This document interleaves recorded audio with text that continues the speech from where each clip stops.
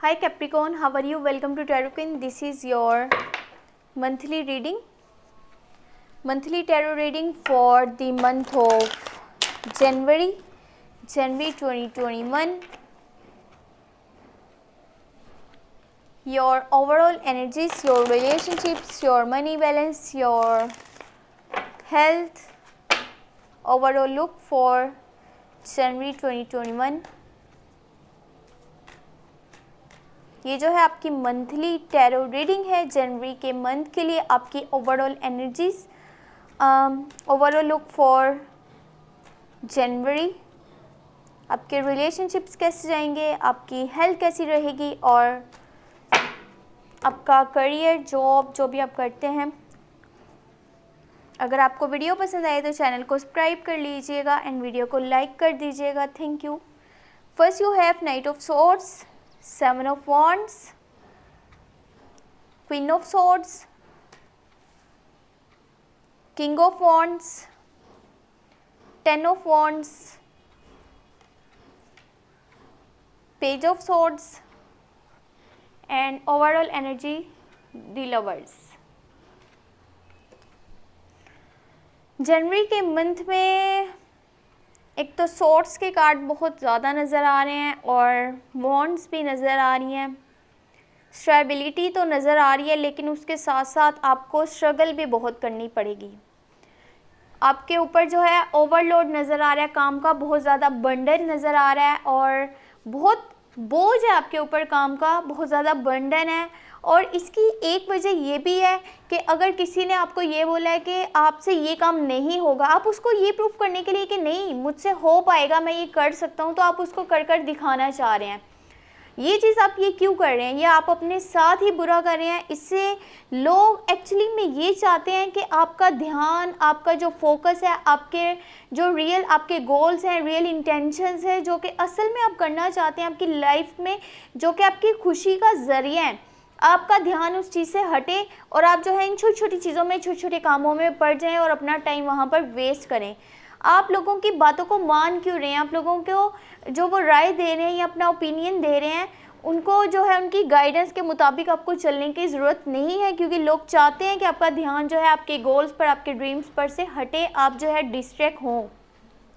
कोशिश करें आप जो भी आपके गोल्स हैं या जो भी ड्रीम्स हैं, उस रास्ते में आपको बहुत सारी रुकावटें आने वाली हैं, बहुत सारे ऑब्स्टेकल्स आने वाले हैं। हो सकता है कि अचानक से कोई सेटबैक आ जाए सामने या कुछ इस तरह की सिचुएशन हो जो कि आप एकदम से सोचेंगे पता नहीं मैं इसको हैंडल कर भी पाऊँगा कि नहीं। लेकिन अगर वहाँ पर आप खुद पर भरोसा रखते हैं, आप हर चीज़ को अच्छे से हैंडल कर सकते हैं और आप हैंडल करते हुए भी नज़र आ रहे हैं। करना क्या है, बस खुद पर भरोसा करना है।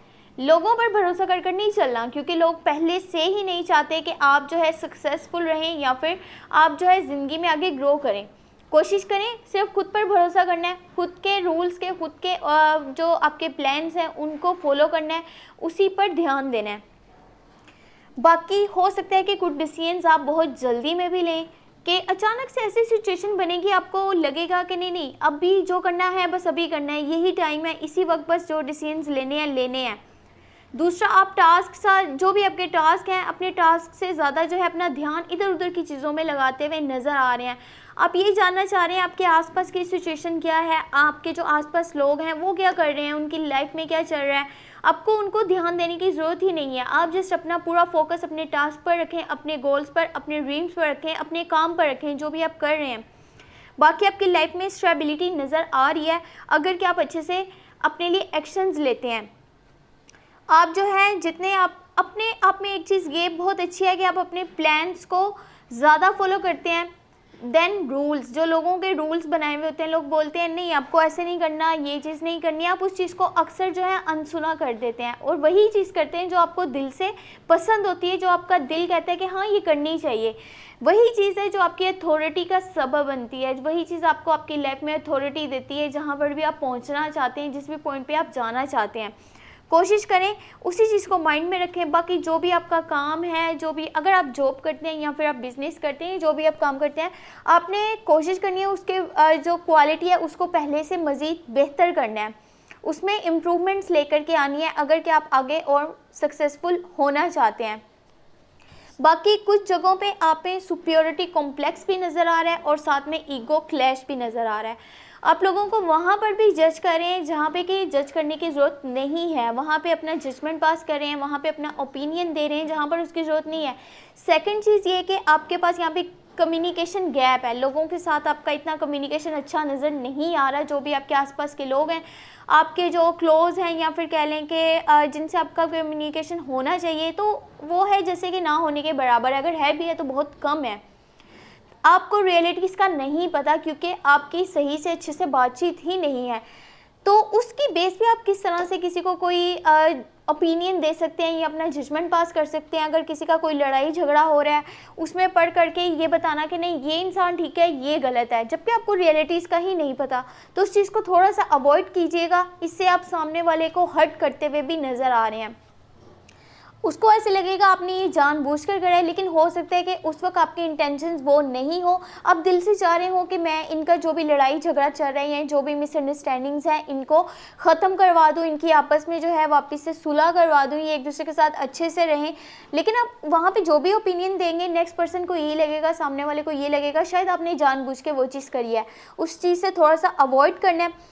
बाकी दूसरी बात ये कि ओवरवर्क नहीं करना, ओवरलोड जो आपके ऊपर इतना नज़र आ रहा है, काम का बंडन, वो आपने खुद से अपनी मर्ज़ी से चूज़ करा है।